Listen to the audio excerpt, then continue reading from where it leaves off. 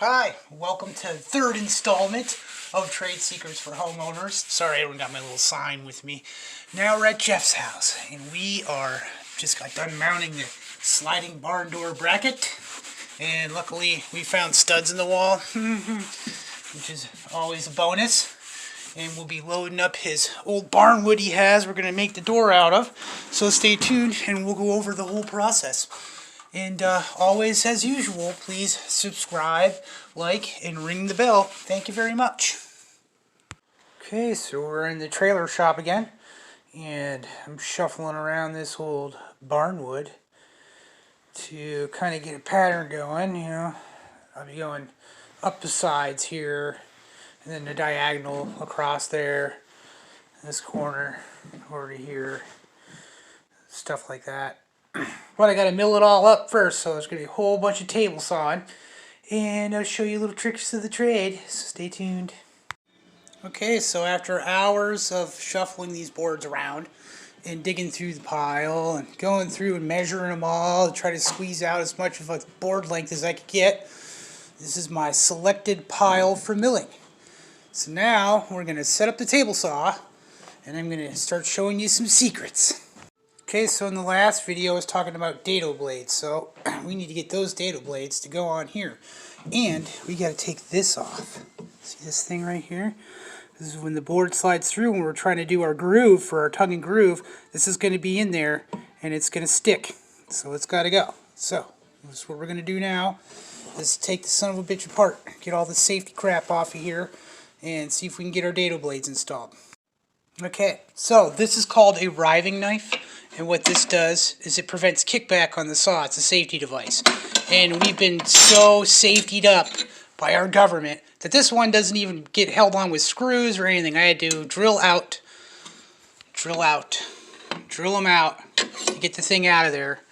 So my advice to you is if you've never used a saw before, you should probably leave it in because kickback's super bad.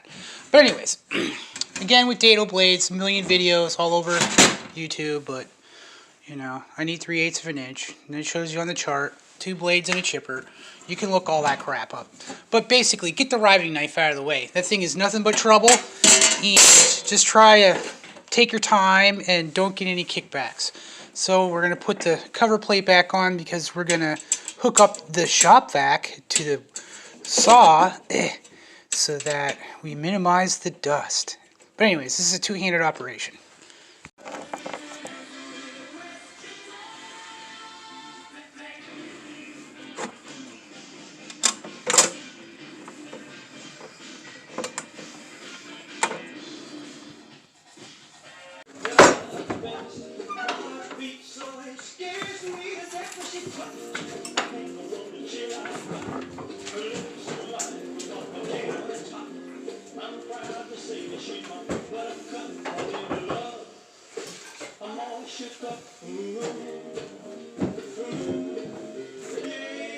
Alright, we got her all set up, and now here's your other problem.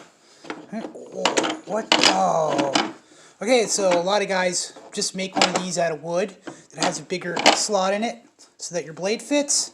Or you can buy a universal one, and there's all sorts of other ways to spend money and time. But you know what I do? Nothing. That's what I do. Absolutely nothing. Because I'm running this sucker through here, I'm going to be like a 1/4 of an inch away from the blade. So I think I'll be alright. And your complication number 3. We want to hook the shop vac up. I mean, that's not going to do anything. What do we do there? What could we possibly do? Oh, a trade secret. That's what. See this. Oh, snap a whamba. Blambo. We're ready. Yeah. Okay, before you fire the saw up, you probably want to make sure that you put the blades in the right way. Nobody's perfect, but make sure they're going the right way before you run wood through it. Okay, that's what we're going for, right there. That's the groove. And I ran the test piece through. It's a test piece, you know, cut off. Make sure everything's working fine. So, like 3 hours after wrenching and drilling and beating on this saw, I got the dado blades in there, and it's quitting time. So, I'll see you tomorrow.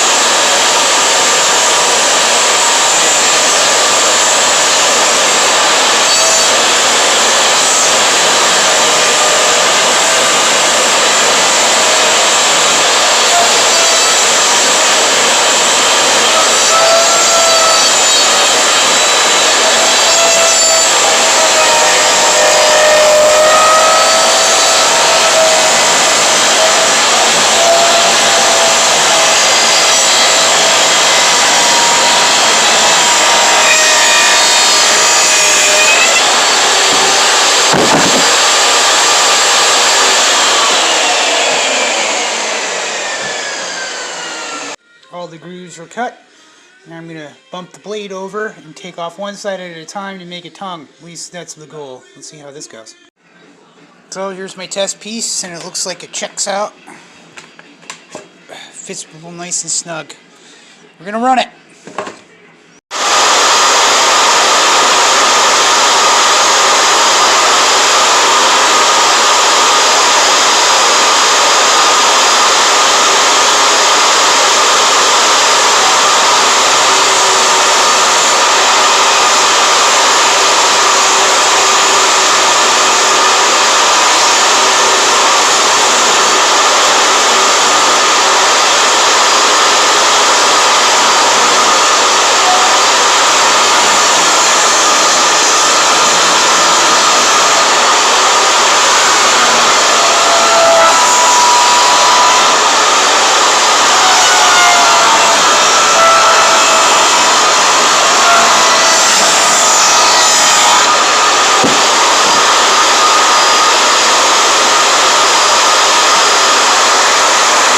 Okay, kind of dry fitting as I go here. Just make sure it's fitting before I go crazy.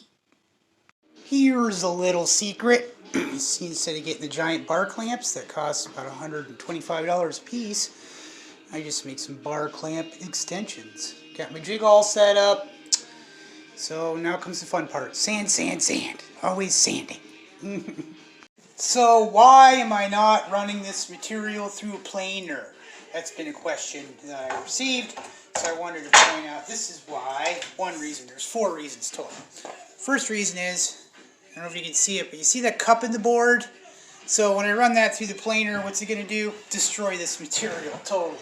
First reason. Second reason is even if I could run it through the planer, they would just turn it into finished grade wood that I could go to Lowe's, buy right off the shelf, totally defeating the purpose of recycling old barn wood. Third, this is the artistic expression of the trade of carpentry.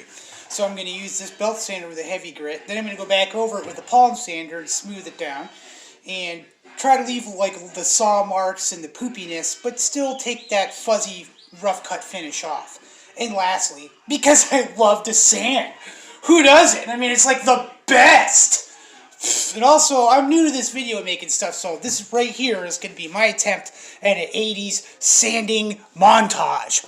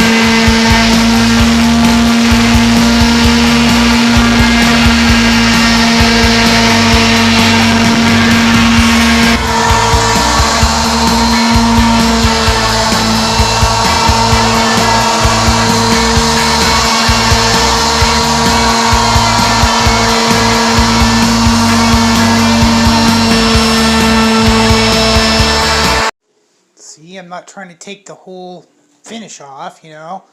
I don't want it to be perfectly smooth. So, just because I got a lot of wood to process yet, I always do a little test sample, kind of see what it's going to look like. Do I want to go more or less on my sanding?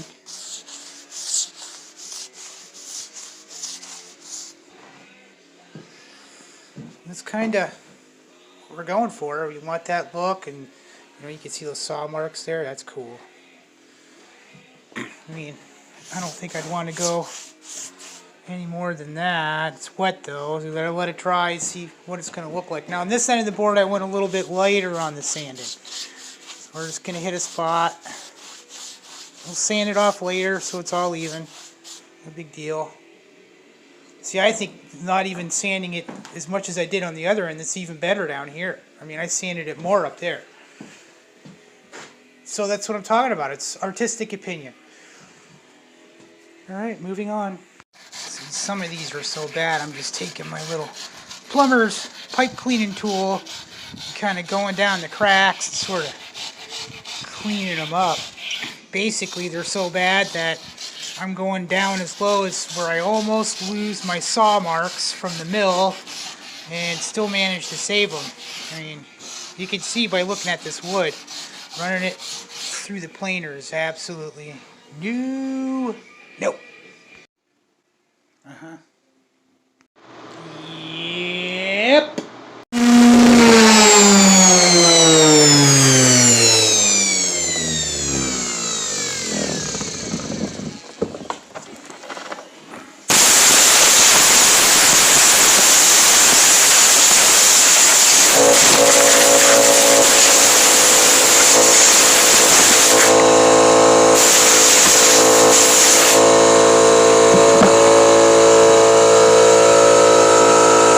48 hours later, and a whole bunch of gluing and clamping.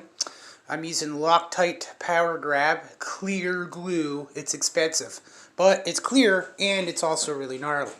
So I think that we're about ready to go ahead and unclamp the clamperage and see how we do. See if she stays together. My next step is going to be to make my end cap pieces because I'm trying to achieve 53 inches total. And this is also a good opportunity to explain, my clamp extensions, because those bar clamps are expensive and I don't want to spend all that money to build one door.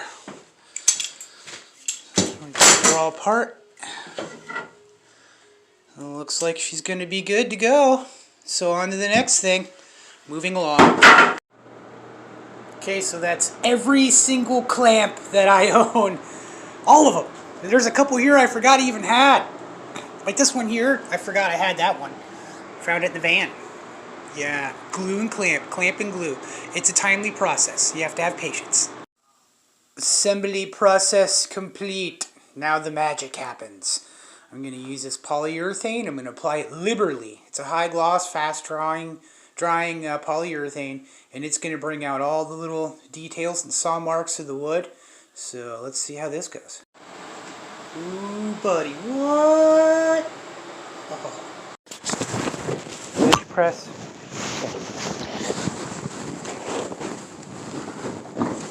It's not too bad. Just fucking awkward as fuck. I'm just crouched.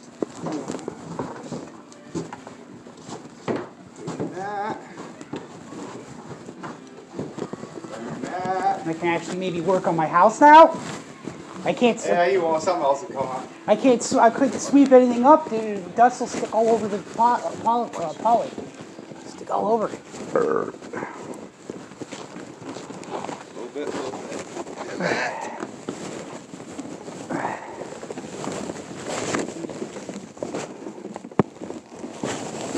All right, got to tilt it. Get her up in there. Let me get inside. Get a hold on her. It'd be a lot easier if I didn't have to wear all this damn winter clothing. Right. Stupid town. Oh, she fits.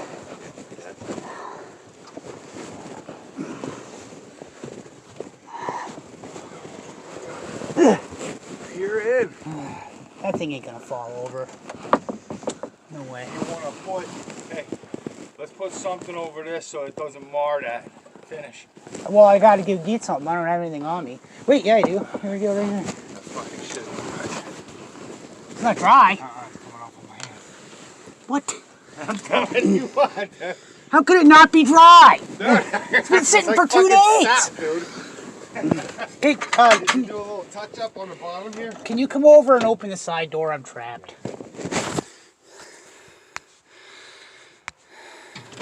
Okay, so what did we learn? We learned how to use the Dato blade. We learned about the artistic expression of your woodworking. How far do you want to sand it? You can take it all the way or take it this far. It's totally up to you. Remember, to like and subscribe and check into my channel, ring the bell, and I'll see you next time.